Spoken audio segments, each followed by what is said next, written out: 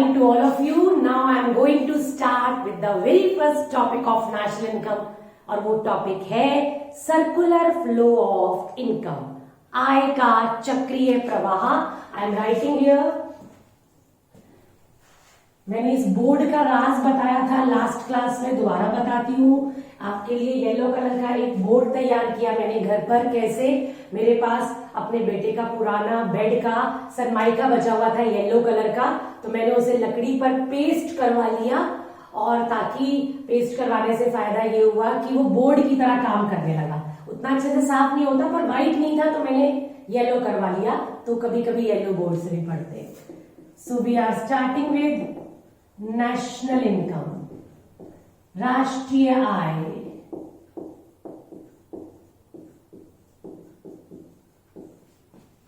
मैं इसे एक ही चैप्टर लेके चलती हूँ. अलग अलग बच्चे अलग अलग किताबों से पढ़ते हैं. अलग अलग किताबों में इसे 3-3, 4-4 चैप्टर में बांटा हुआ है. मैं एक ही चैप्टर में पढ़ूंगी, मतलब मेरे लिए एक ही चैप्टर है राष्ट्रीय आय. और आज का जो मेरा टॉपिक है वो है circular flow of national income या इनकम, आय का चक्रीय प्रवाह.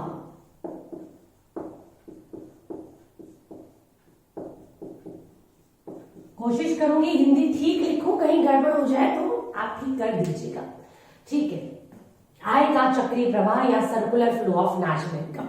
अब आप सुनिए, किसी भी इकोनॉमी में, किसी भी अर्थव्यवस्था में जो आय है ना, वो 3 तरीके से 3 पॉइंट्स पे चक्कर मारती है.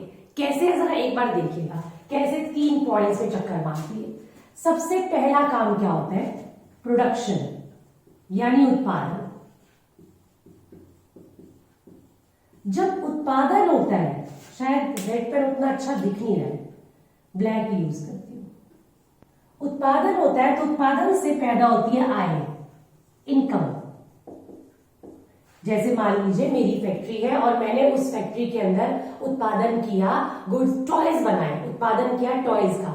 तो जब मैं टॉयज का उत्पादन करूंगी तो 100 टॉयज मान ली बनाए. एक टॉय मान लीजिए 20 रुपए का है, तो 100 × 20 यानी कि 2000 रुपए का टॉय बनाए. अब 2000 के टॉय जब बिकेंगे तो लोगों को आय मिलेगी, जिसने बनाया यानी मैंने बनाया तो मुझे आय मिलेगी, 2000 रुपए मिलेंगे. तो जैसे आप उत्पादन करते हैं, उत्पादन से क्या पैदा होती है? आय, इनकम. और जब इनकम होती है तो इनकम से पैदा होता है डिस्ट्रीब्यूशन. डिस्ट्रीब्यूशन कह लो या व्यय कह लो या वितरण कह लो. जिसको इनकम मिलेगी, मान लीजिए मुझे इनकम मिली, उत्पादन किया, मुझे इनकम मिली. अब मैंने क्या किया? मैंने उस इनकम को मेरे हाथ में इनकम आई तो मैं संभाल के नहीं रखने वाली हूं. मैं क्या करने वाली हूं? मैं उस इनकम का यूज करूंगी, खर्च करूंगी या सेव करूंगी. तो चाहे मैं उसे खर्च करूं या सेव करूं, दैट इज कॉल्ड व्यय, वितरण, डिस्ट्रीब्यूशन, एक्सपेंडिचर, कुछ भी कहा जाएगा उसको. और जब मैं खर्चा करूंगी तो मतलब मैं क्या कर रही हूं? मैं वस्तुओं और सेवाओं की मांग कर रही हूं. यानी कि अगर मेरे हाथ में 2000 रुपया है, मैंने कपड़े मांगे, कपड़े खरीदने चाहती हूँ मैं, या खाना खरीदना चाहती हूँ मैं, या घूमना चाहती हूँ, तो मैंने तो डिमांड कर दी ना. मैंने कपड़ों की डिमांड कर दी, या मैंने ट्रैवल की डिमांड कर दी, या मैंने फूड की डिमांड कर दी. तो इसका मतलब क्या हुआ? जब मैं डिमांड करूंगी तो उत्पादक फिर क्या करेगा? उत्पादन, प्रोडक्शन करेगा, यानी ये डिस्ट्रीब्यूशन फिर क्या पैदा कर देगा? उत्पादन. तो आप देख रहे हो, चक्र बन गया, यानी सर्कल बन गया. ये हम हर इकोनॉमी के अंदर ये 3 इकोनॉमिक एक्टिविटीज होती है, ये 3 प्रवाह चलते हैं. उत्पादन होता है, उत्पादन पैदा करता है इनकम को, इनकम पैदा करता है व्यय को या डिस्ट्रीब्यूशन को, और उसके बाद वो फिर उत्पादन को पैदा करता है. ये तो क्या है? इकोनॉमिक एक्टिविटीज है जो कि होती है किसी भी अर्थव्यवस्था में, किसी भी इकोनॉमी के अंदर. तो अच्छा, एक चीज और बता दूं, मैं मार्क करती रहूंगी 1 2 3 स्क्रीन को, आप स्क्रीनशॉट लेते रहिएगा. ये चक्रीय प्रवाह है इकोनॉमिक एक्टिविटीज का. लेकिन मैं जो कराने जा रही हूं, इसके साथ साथ मैं आपको करवाने जा रही हूं circular flow of income between 2 sectors. Sectors. अब ये सेक्टर्स क्या है भैया? नहीं बला, देखिएगा. सेक्टर्स या क्षेत्र किसी भी अर्थव्यवस्था में उत्पादन, उपभोग, वितरण यानी कि प्रोडक्शन, इनकम, डिस्ट्रीब्यूशन करने के कितने सेक्टर्स होते हैं, जरा देखिएगा. सबसे पहला फर्म, फर्म ही कहना है, इसको उत्पादक कह सकते हो आप, ठीक है। दूसरा हाउस होल्ड, गृहस्थ, परिवार। थर्ड गवर्नमेंट, सरकार। Fourth rest of the world, यानी foreign countries, rest of the world, शेष विश्व भी कहती हूं मैं इसे। पता है आपको ये चार ऐसे सेक्टर्स हैं जो कि पूरी अर्थव्यवस्था में, पूरी इकोनॉमी में वस्तुओं और सेवाओं का उत्पादन भी करते हैं, उपभोग भी करते हैं, खर्चा भी करते हैं, इनकम भी अर्न करते हैं। फर्म उत्पादन करती है, इनकम भी अर्न करती है। हाउस होल्ड क्या करते हैं, इनसे सामान खरीदते हैं, खर्चा करते हैं, इनके लिए काम करते हैं तो इनकम अर्न करते हैं। सरकार खर्चा भी करती है, उत्पादन भी करती है, इनकम अर्न भी करती है।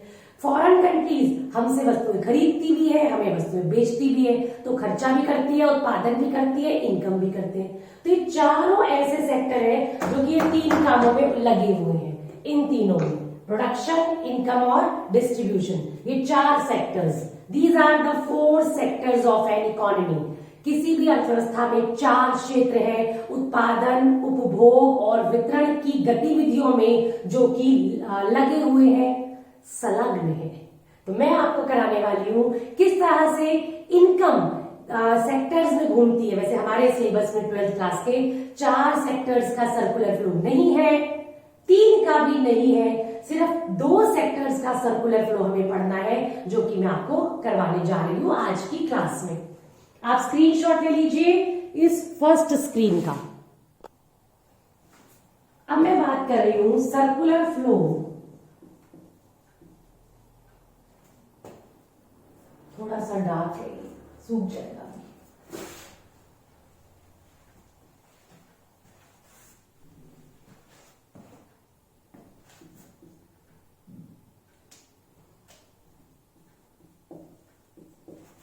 Circular flow in two sector economy.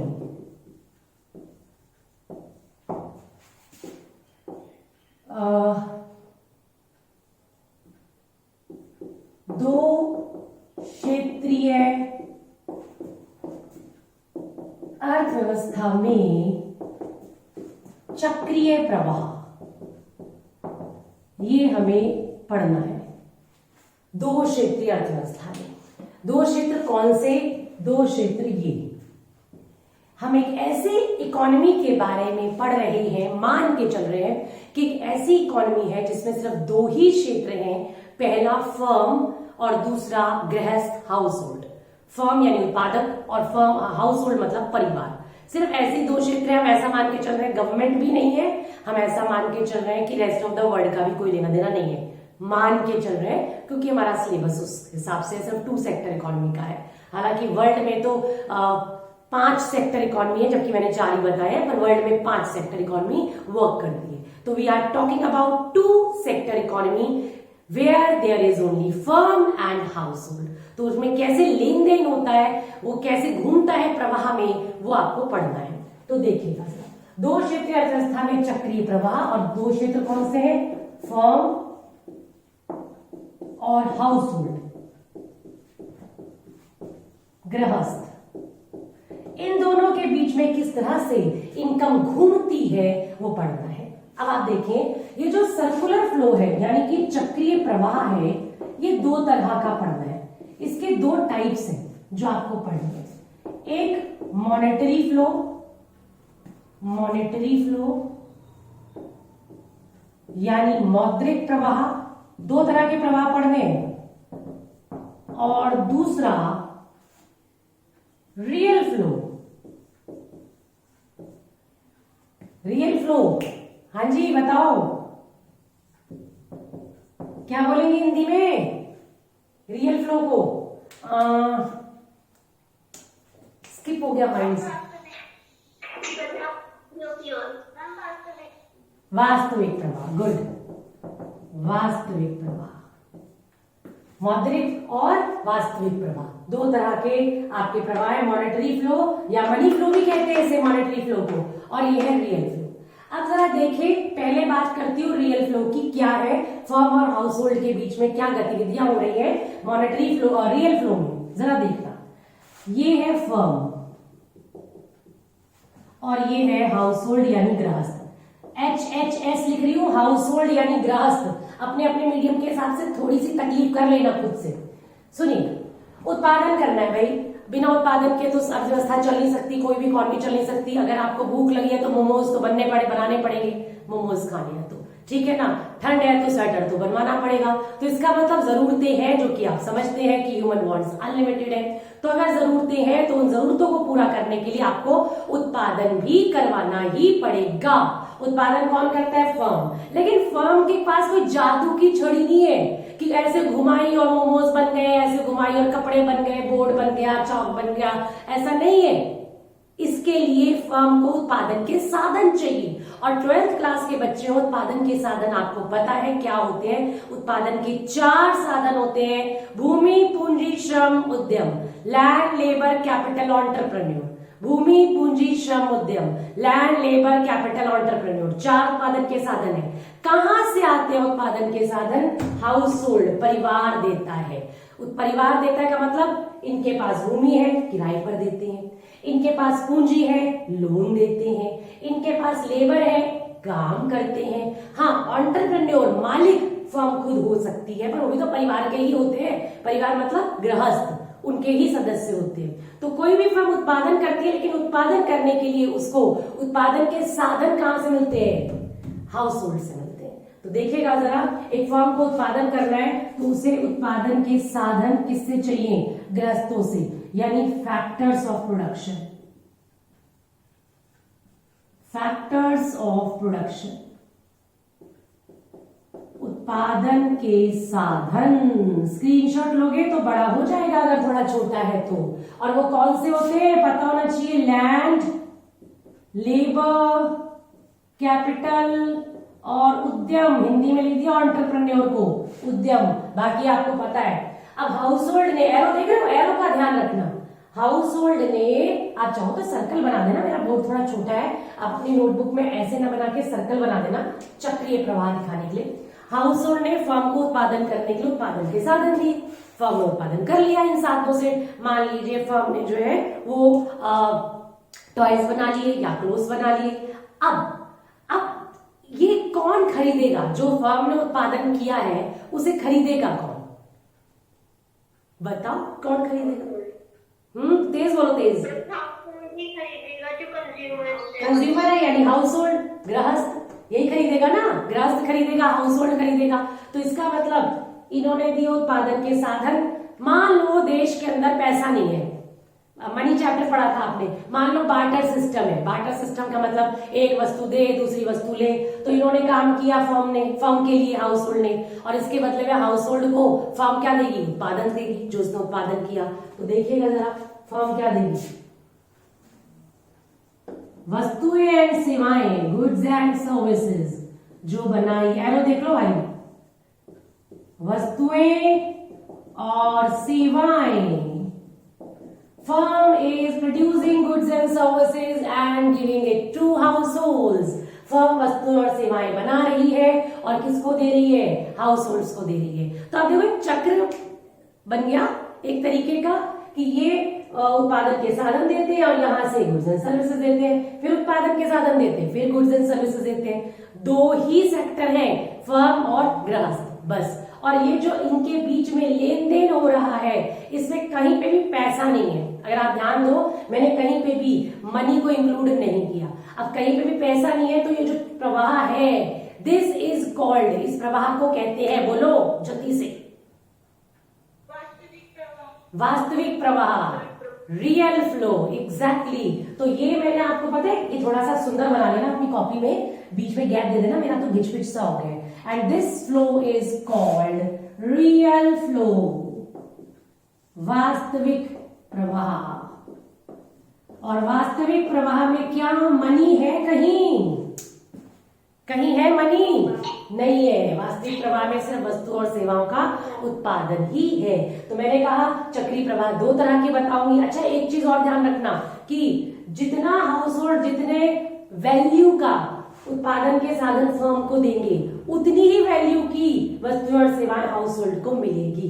यानी अगर 10,000 रुपए के उत्पादन के साधन फर्म के पास जा गए तो 10,000 रुपए की वस्तुएं और सेवाएं ही गृहस्थ को मिलेंगी। अब याद रखना, गृहस्थ में सभी शामिल हो जाते हैं, उत्पादन के चारों साधन, भूमि, पूंजी, श्रम, उद्यम, चारों शामिल हो जाते हैं। तो ये था आपका रियल फ्लो। अब बताती हूँ मनी फ्लो क्या है। कोशिश करती हूँ अगर यहां आ जाए तो। चलो ऐसा करो, ये सेकंड स्क्रीन ले लो, मनी फ्लो इसके बाद बताती हूँ।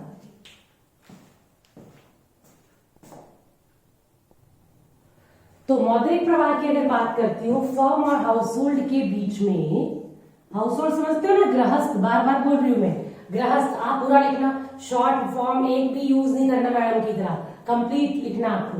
अब हुआ ये, देखना जरा जो करने जा रही हूं मैं।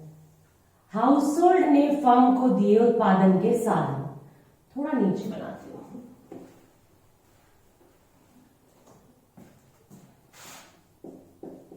फर्म हाउस होल्ड, एरो देखो, हाउस होल्ड ने फर्म को दिए उत्पादन के साधन यानी फैक्टर ऑफ प्रोडक्शन। मैं लिखती एक लैंग्वेज में हूं पर बोलती दोनों में हूं, तो अपनी अपनी लैंग्वेज के हिसाब से पिक कर लेना शब्द। उत्पादन के साधन दिए भूमि, पूंजी, श्रम, उद्यम। अब इसके बदले में फर्म ने क्या दिया, ये डॉटेड लाइन देखो, या देखते हो अगर रेड पेन अच्छा काम करता हो तो ट्राई करती हूँ। रेड पेन थोड़ा दिखाई दे रहा है? Yes ma'am, yes. चलिए तो देखो, दो पेन से काम करेंगे हम।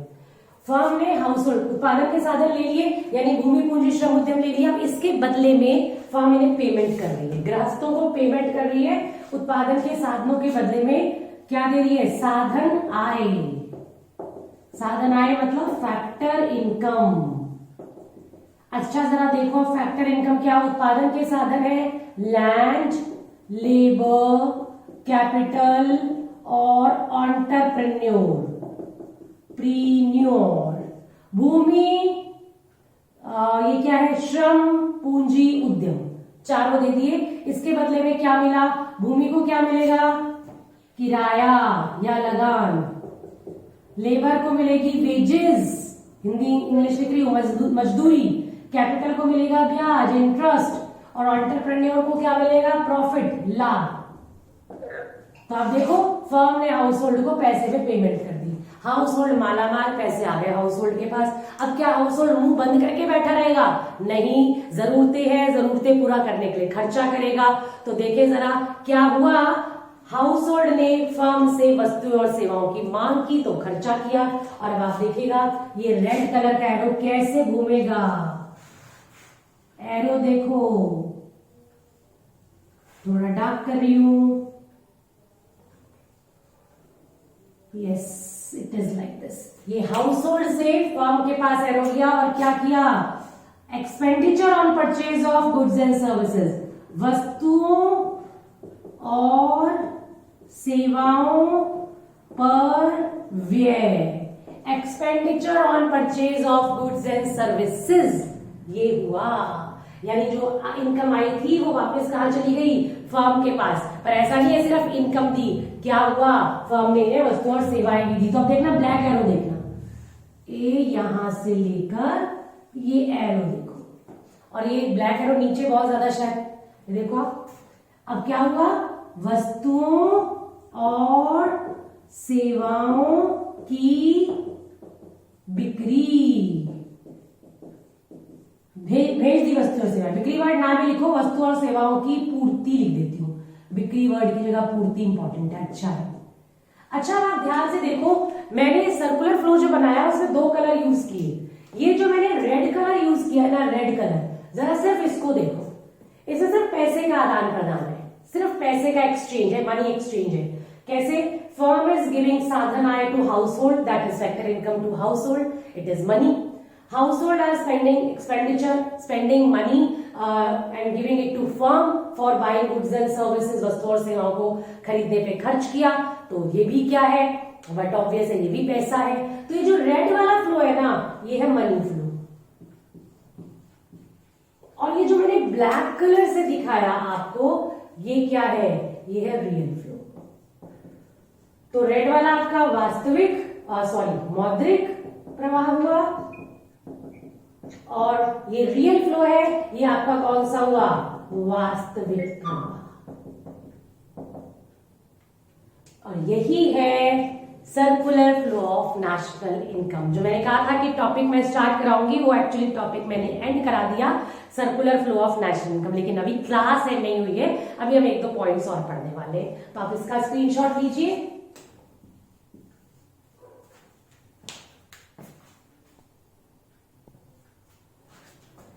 हाँ जी, अब मैं कुछ कॉन्सेप्ट्स डील करने वाली हूं आपके साथ, जिसमें से बहुत इंपॉर्टेंट कॉन्सेप्ट्स हैं, मैं यहां लिख रही हूं। कॉन्सेप्ट्स ऑफ मैक्रो इकोनॉमिक्स या नेशनल इनकम। और जब मैं कॉन्सेप्ट्स बोलूं तो आपने रजिस्टर में कुछ 3-4 पेज बना लीजिएगा। जब मैं बोलूं ये कॉन्सेप्ट है तो बस उन्हीं पेजेस में लिखना है, जाकर उन्हीं को लिखना है। कॉन्सेप्ट्स, अब ये हमारा कॉन्सेप्ट नंबर 1 है, टॉपिक नहीं है, दिस इज कॉन्सेप्ट नंबर 1। और मैं यहां पर बता रही हूं कि मैक्रो इकोनॉमिक्स में वेरिएबल्स हिंदी में कहते हैं चरों को, 2 तरह के होते हैं। वेरिएबल्स, ये पहला कॉन्सेप्ट है जो मैं भी करवाने जा रही हूँ। वेरिएबल्स यानी कि चर 2 तरह के होते हैं। आप कहेंगे चर कौन सा है या वेरिएबल क्या होता है? कोई भी ऐसा कॉन्सेप्ट जिसकी वैल्यू परिवर्तित होती रहती है, बदलती रहती है, उसे वेरिएबल कहते हैं, चर कहते हैं।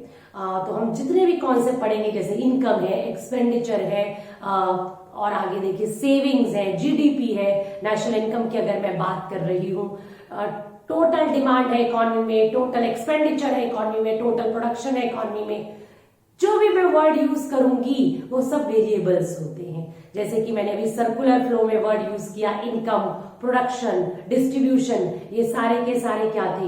ये सारे के सारे वेरिएबल्स थे। तो मैक्रो इकोनॉमिक्स में जब वेरिएबल्स हम पढ़ते हैं तो वो 2 तरीके के होते हैं। या तो होता है स्टॉक, हिंदी में भी स्टॉक ही, और या होता है फ्लो, हिंदी में प्रवाह। अभी पढ़ा ना तुमने सर्कुलर फ्लो, चक्रीय प्रवाह, तो वही फ्लो और स्टॉक, ये 2 कॉन्सेप्ट होते हैं। मैक्रो इकोनॉमिक्स में वेरिएबल्स 2 तरह के होते हैं, स्टॉक एंड फ्लो। क्या है इसका मतलब समझो। किसी भी कॉन्सेप्ट को, किसी भी वेरिएबल को अगर आप एक पॉइंट ऑफ टाइम पे मेजर कर रहे हो, एक निश्चित समय बिंदु पर नाप रहे हो, point of time, the very important thing, point of time,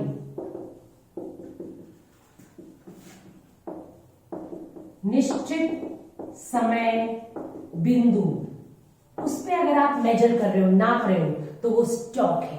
लेकिन अगर आप किसी वेरिएबल को पीरियड ऑफ टाइम पे नाप रहे हो, निश्चित समय अवधि, फर्क है।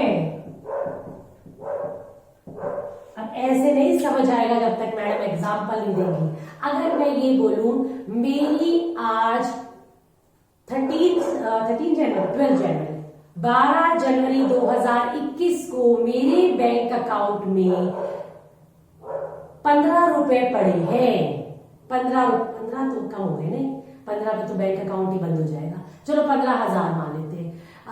12 जनवरी 2021 को मेरे बैंक अकाउंट में 15,000 रुपीज पड़े हैं। मेरी पासबुक ऐसा कह रही है, पासबुक में लिखा हुआ है। तो वो सेविंग क्या होगी? क्या वो स्टॉक है या फ्लो है? बताएं।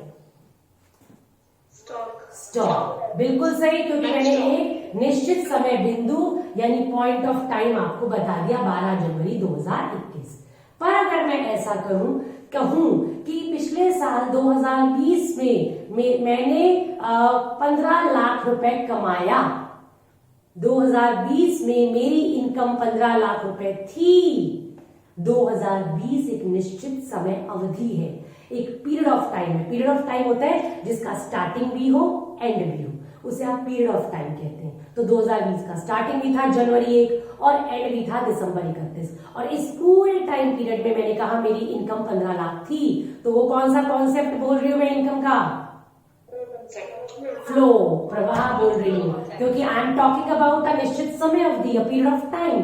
तो whenever we are talking about a point of time, it becomes stock concept, and if we are measuring any variable in period of time, it becomes flow concept. So you must know the difference between stock and flow. 3 number का question पूछ सकते हैं इससे, stock और flow में अंतर बताइए। तो पहला अंतर तो यही हो गया कि इसे पॉइंट ऑफ टाइम पे मेजर करते हैं और फ्लो को पीरियड ऑफ टाइम पे मेजर करते हैं, और इसमें कोई भी समय अवधि नहीं होती, नो टाइम स्पैन, यानी कोई एंड और स्टार्टिंग पॉइंट नहीं होता, समय अवधि नहीं होती, नो टाइम स्पैन। और यहाँ पर क्या होता है, टाइम स्पैन होता है। स्पैन का मतलब क्या होता है, जिसका स्टार्टिंग हो और जिसका एंड हो। पेंडुलम देखा है कभी, वो पुराने जमाने की टक टक टक टक वाली घड़ी देखी है, वो वाली, वो क्या होता है, ऐसे ऐसे घूमती है। तो स्टार्टिंग भी है, एंड भी है, वो टाइम स्पैन कह सकते हो,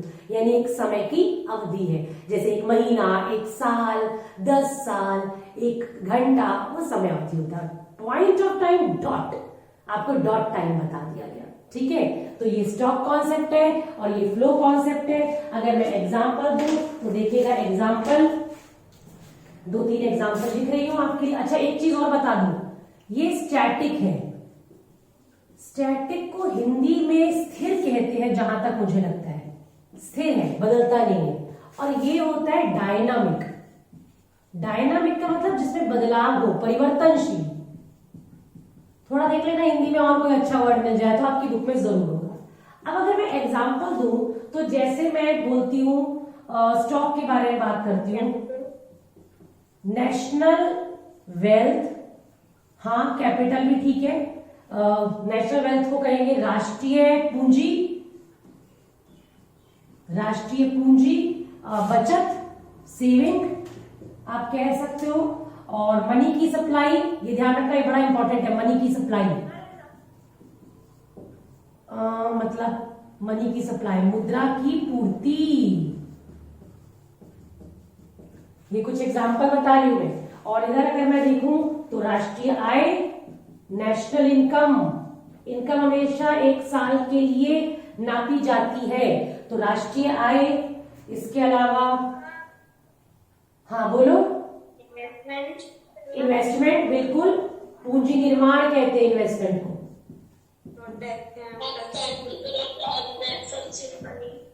उत्पादन, प्रोडक्शन। जब सारे साथ बोलते हो ना, एक भी समझ नहीं आता। ऐसे बहुत सारे एग्जांपल्स, बहुत सारे एग्जांपल्स आप लिख सकते हो। माइक म्यूट कर लीजिए।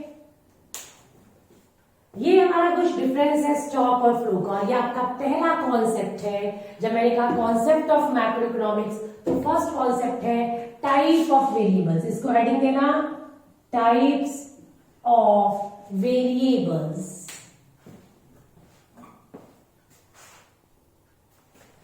हमारा नेक्स्ट कॉन्सेप्ट है टाइप ऑफ,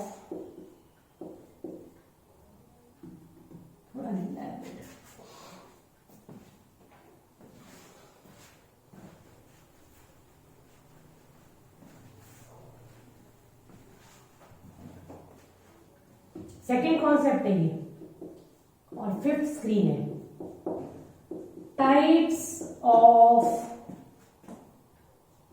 रिसीट्स, प्राप्तियों के प्रकार। जब मुझे इनकम मिलती है ना, तो 2 कारणों से मिलती है। क्या है 2 कारण? 2 तरह की इनकम मुझे मिलती है। एक कहलाती है फैक्टर इनकम और दूसरी कहलाती है ट्रांसफर इनकम, यानी साधन आय और हस्तांतरण आय। 2 तरह की आय है, 2 तरह की इनकम कह सकते हो। इनकम के पार्ट कह सकते हो 2 हैं, या प्राप्तियों के पार्ट कह सकते हो 2 हैं। एक साधन आय और दूसरा हस्तांतरण आय। बहुत ही सिंपल बताती हूँ। और याद रखना, मेरी 12वीं क्लास की लड़कियां प्राइम मिनिस्टर बनने के लायक हो जाती हैं अगर 18 साल की हो गई हैं तो नोट्स खुद से बनाने हैं, ये ध्यान रखना, नोट्स खुद से बनाने हैं। ऐसा नहीं टीचर नोट देगा उन्हें कॉपी पेस्ट करेंगे। अरे अपने पास इतना दिमाग है, किताब उठाया, कॉन्सेप्ट क्लियर है, नोट्स तैयार कर दिए बढ़िया से बढ़िया। तो चलिए जरा मैं कॉन्सेप्ट क्लियर कर रही हूँ। फैक्टर इनकम क्या है? काम करने से जो इनकम मिले वो फैक्टर इनकम। काम करने का मतलब चोरी करने से नहीं, वो काम नहीं होता। काम करने का मतलब लीगल वर्क। 4 उत्पादन के साधन काम करते हैं। 4 उत्पादन के साधन कौन होते हैं? भूमि, पूंजी, श्रम और उद्यम। Land, capital, labour, entrepreneur. भूमि को मिलता है रेंट, थोड़ी हिंदी थोड़ी इंग्लिश चलेगी, इंग्लिश चलेगी यहां पर, ठीक है। पूंजी को मिलता है ब्याज, श्रम को मिलती है वेजेस यानी मजदूरी, और उद्यम को मिलता है प्रॉफिट। इन चारों ने विचारों ने काम किया, इन चारों ने उत्पादन में योगदान दिया, उत्पादन में कंट्रीब्यूट किया। तो उत्पादन में योगदान देने के बदले में जो आय मिली वो है साधन आय। अगर आप सब्जी की रेडी लगा रहे हैं, आपने कमाया, साधन आय है। अगर आप रिलायंस कंपनी के ओनर हैं तो भी आपने मेहनत की, कमाया, उद्यम है, आपकी साधन आय है। अगर आप किसी कॉर्पोरेट सेक्टर में सॉफ्टवेयर इंजीनियर हैं तो भी आपने कमाया, साधन आय है। अगर आपकी प्रॉपर्टी पड़ी और आपने उसे किराए पर देकर किराया कमाया तो भी साधन आय है। अगर आपने बैंक में 50 लाख रुपए डाले, कमाकर उसका ब्याज आ रहा है आपका, वो भी साधन आय है। यानी कि उत्पादन के चारों साधन जब उत्पादन में कंट्रीब्यूट करते हैं, अपने साधनों को लगाया जाता है उत्पादन में और उसके बदले में जो इनकम अर्न करते हैं वो कमाई गई इनकम है, तो वो हो गई साधन आय। लेकिन जरूरी नहीं है सबको सिर्फ साधन आय मिलती हो। साधन आय के साथ साथ भी हमें कभी कभी क्या कई बार हस्तांतरण आय मिलती है, ट्रांसफर इनकम मिलती है। बिना कमाए if you are getting something, आप अर्न नहीं कर रहे, मेहनत नहीं कर रहे, उत्पादन के साधन आपने नहीं लगा रखे उत्पादन में, फिर भी आपको कुछ इनकम मिल रही है, तो वो हस्तांतरण आय है। ये अर्निंग नहीं होती, ये रिसीट होती है, प्राप्ति होती है। यानी आपने कुछ नहीं मेहनत की, उसके बदले में यू आर गेटिंग समथिंग, फिर भी you are getting something. For example, सरकार से आपको सब्सिडी मिलती है गैस के सिलेंडर पर, आप कुछ नहीं कर रहे हैं पर आपको सब्सिडी मिल रही है, तो वो क्या है? हस्तांतरण आय। आपको किसी भी तरह की स्कॉलरशिप मिल रही है, किसी भी तरह की, स्कूल में कई तरह की स्कॉलरशिप मिल रही है, आपने कोई मेहनत नहीं की है लेकिन यू आर गेटिंग स्कॉलरशिप। अलग अलग कारणों से सरकार ने मदद करने के लिए स्कॉलरशिप रखी है, वो क्या है? हस्तांतरण आय। और खाली हमें ही क्यों, हमारे देश को भी दूसरे देशों से कई बार मदद मिलती है। जैसे कोविड वैक्सीन के लिए हमें WHO से कुछ मदद मिली, कुछ करोड़ रुपया, बहुत कुछ नहीं, बहुत करोड़ रुपया मिला। वो हमने कमाया नहीं था, हमें मदद मिली थी, हमें कुछ बड़ी कंट्रीज से भी मदद मिली थी, वो है हस्तांतरण आय। यानी बिना उत्पादन में योगदान के मिली आय, कोई आपने काम नहीं किया, आफ्टर दैट आपको कुछ मिल रहा है, आपको अपने पापा से पॉकेट मनी मिल रही है, you are not doing anything, production नहीं कर रहे हो, आप उत्पादन नहीं कर रहे हो, फिर भी आपको मनी मिल रही है। आप गुरुद्वारों में, मंदिरों में, मस्जिदों में चंदा देते हैं, तो जो चंदा उनके पास जाता है, उन्होंने उसका उत्पादन नहीं किया है लेकिन उन्हें चंदा मिल रहा है, वो हस्तांतरण आय है उनकी। आप किसी को डोनेशन देते हो या आपको किसी से डोनेशन मिलती है तो वो हस्तांतरण आय है, बिना काम किए मिली आय, वो हस्तांतरण आय है, ट्रांसफर इनकम है। और एक बात ध्यान रखना, जैसे एग्जांपल दिया स्कॉलरशिप, सब्सिडी, ये एग्जांपल है इसके, आपकी पॉकेट मनी ये एग्जांपल है, डोनेशन ये हस्तांतरण आय के एग्जांपल है। एक देश को भी दूसरे देशों से बिल्कुल मिलती है। जब आपका चैप्टर क्या है? राष्ट्रीय आय। तो जब आप राष्ट्रीय आय निकालते हैं तो ध्यान रखिएगा, राष्ट्रीय आय कैलकुलेट करने में कि देश की आय कितनी है, इस हस्तांतरण आय को शामिल नहीं करते, क्योंकि ये तो सिर्फ मिली है, मिली, कमाई नहीं है। ये अर्निंग कॉन्सेप्ट है, कमाई की अवधारणा है, ध्यान रखना, कमाई की अवधारणा। और ये क्या है? रिसीट कॉन्सेप्ट, प्राप्ति की अवधारणा। राष्ट्रीय आय निकालते समय सिर्फ और सिर्फ कौन सी इनकम इंक्लूड की जाती है? Factor income. उसमें हस्तांतरण आय शामिल नहीं आती। चाहे आप डोमेस्टिक इनकम निकालो, घरेलू आय या राष्ट्रीय आय निकालो, उसमें सिर्फ और सिर्फ क्या आती है आपकी फैक्टर इनकम आती है, ट्रांसफर इनकम नहीं आती। तो अब की बार जब इनकम मिलेगी ना, घर में जो इनकम आएगी, जरा दिमाग चलाना और देखना कि कौन सी इनकम आई, फैक्टर इनकम आई या ट्रांसफर इनकम आई, क्योंकि फैक्टर इनकम ही डोमेस्टिक इनकम या नेशनल इनकम में शामिल होती है, ट्रांसफर इनकम नहीं होती। तो ये हमारा था सेकेंड कॉन्सेप्ट। मैं आज की क्लास में बस ये 2 कॉन्सेप्ट करवाने वाली हूं, आप स्क्रीनशॉट ले सकते हैं।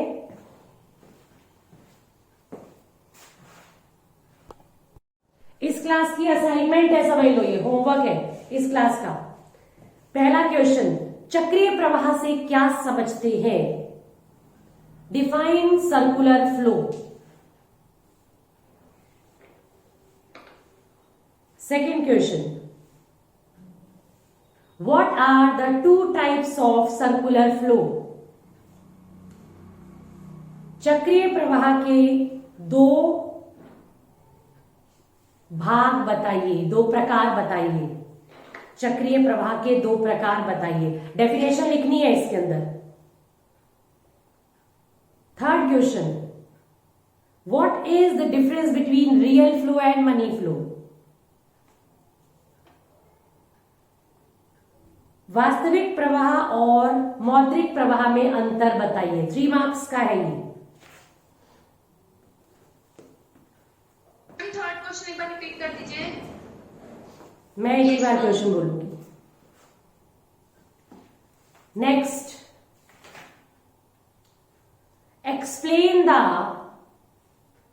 explain the circular flow in 2 sector economy। 2 क्षेत्रीय अर्थव्यवस्था में सर्कुलर चक्रीय प्रवाह समझाइए।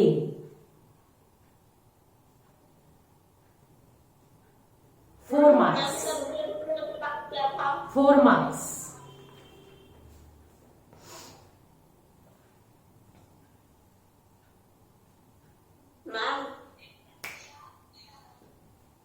Difference between stock and flow।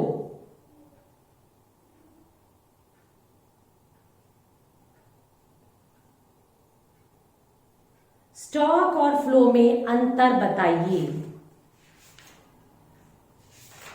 3 marks. तो ये थी आज की असाइनमेंट। आपको इन क्वेश्चंस को बेसिकली क्वेश्चंस नोट्स करने के बाद ये क्वेश्चन असाइनमेंट में सबमिट करने हैं मेरे पास या अपने टीचर के पास, और नेक्स्ट क्लास में अगले कॉन्सेप्ट्स डील करने वाले हैं।